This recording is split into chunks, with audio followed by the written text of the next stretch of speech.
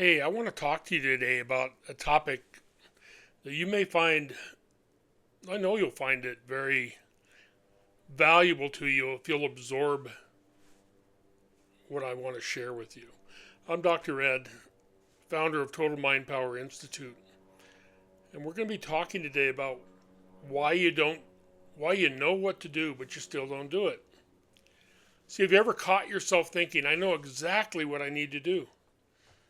Maybe it's making the phone call, starting the business, having a difficult conversation, getting back to your health, finally writing that book. The strange part is you already know what needs to happen. You already know you want to happen. You really don't need another podcast.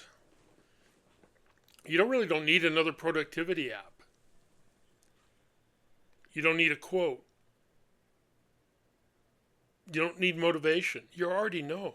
So why aren't you doing it? If you've ever had that conversation with yourself, I want you to hear something before we go any further. I don't believe you're lazy. I don't believe you lack ambition. I don't believe any of that is true. I actually think the opposite is true. You're capable. You're capable of more, and you know it. And that's what makes it so frustrating. Because capable people expect more from themselves.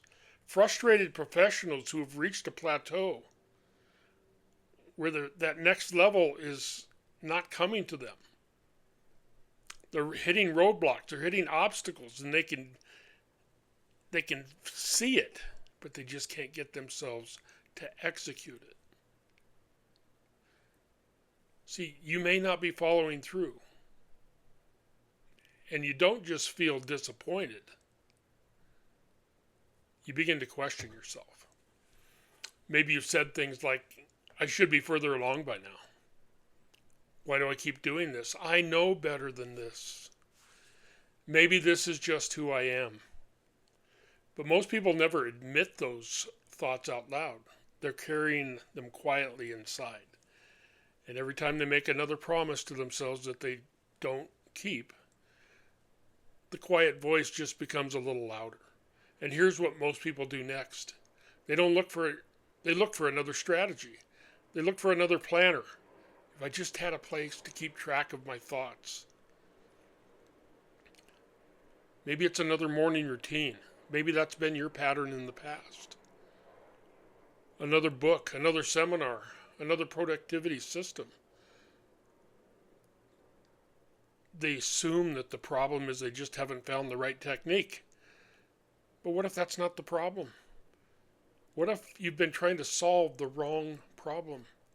What if the issue is never that you didn't know enough?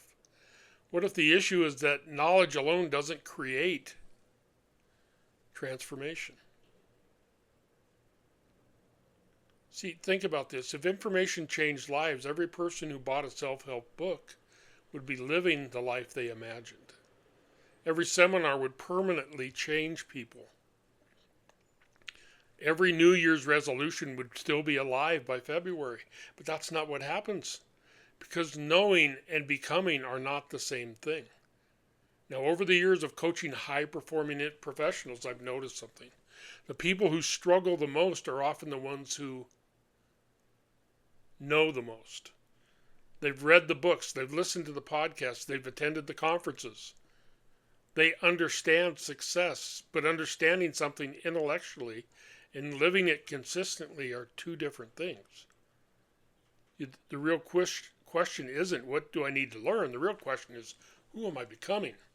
Because our lives naturally move toward the identity we've accepted as true. So what you believe about yourself becomes the true life you're living.